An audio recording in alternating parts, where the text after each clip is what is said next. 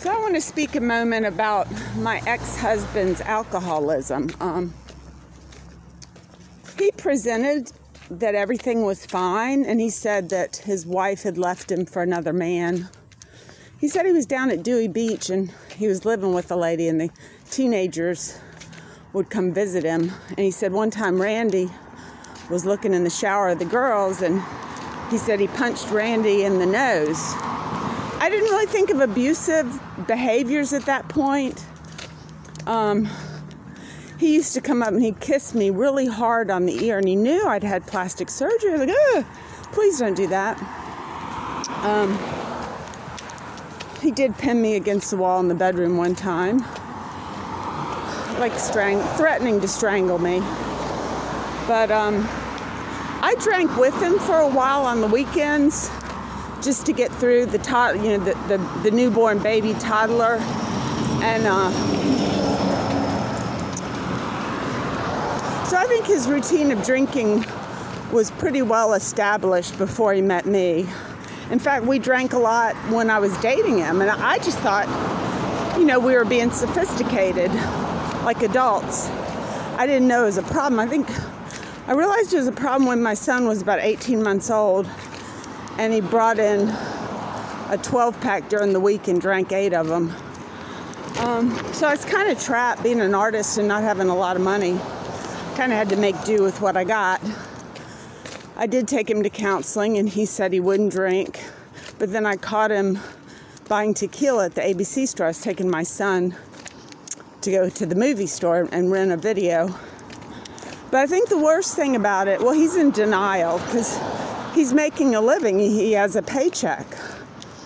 So there's really no rock bottom until he was homeless in a hotel. I remember going over to his rental house in Richmond, and my son just being beside himself because there was no food that he liked or could eat. He was picky. But there was whiskey and there was marijuana. And the kids weren't working, and I assume he probably went to the ABC store and bought them whiskey. He would say things like, well, James will beat me up if I don't do this. And James is a child. I think he was passive-aggressive against me. I think he was sad that he couldn't do it. He couldn't do intimacy because he would lie. Like all addicts do. They deceive and they lie. I couldn't do it. I really tried to love him. But it just became dangerous. And I took him to a counselor, said he was dangerously passive-aggressive. I didn't know what that meant, but later on I realized it was buying drugs for the kids, letting James sit in front of the computer until he was getting obese. He didn't even have money for a guitar for James on Christmas, so I went out and bought it. But, you have to feel sorry for him because he is in a nursing home. He's got nobody that loves him. Some of his older kids won't even talk to him. But I did the best I could. I went to Al-Anon several times a week just to maintain and try to be as calm as I could and not get mad at him, because that is something that the kids just do not tolerate well with that type of store glove. They need that parent, and abusive or whatever. I think he had hit James, and he drove to the police station. He was drunk, and instead of arresting him, they just gave him a ride home. Went to court.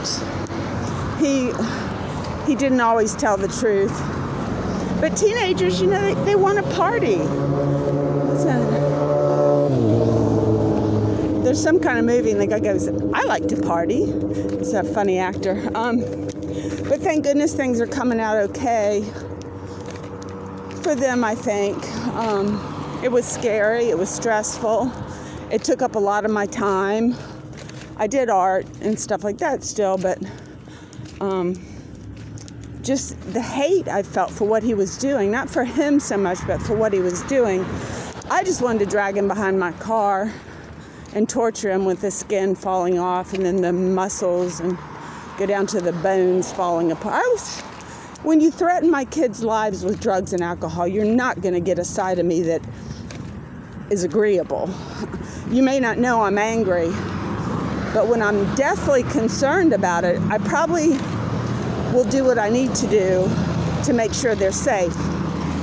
And, you know, I had bipolar, and it was exasperated by the stress. I mean, he just couldn't say no. My son wanted a snake, and he bought him 3 snakes. There was no working for anything, but my son's come out great. And in a way, since it didn't kill them, they've already had their freshman college years.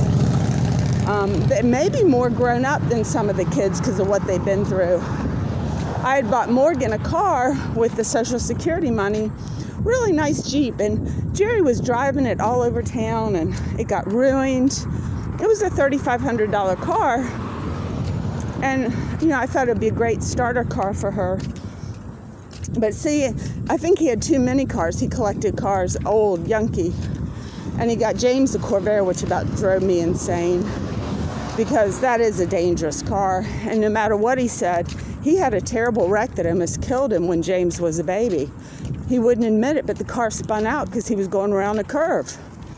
So I guess he lived in denial of that too, that Corvairs can be very deadly, and you don't want certainly a new young driver driving one. So, you know, I don't want my kids to hate their dad, but as they get older, they're going to have to understand the behaviors that he chose. Unconsciously or consciously,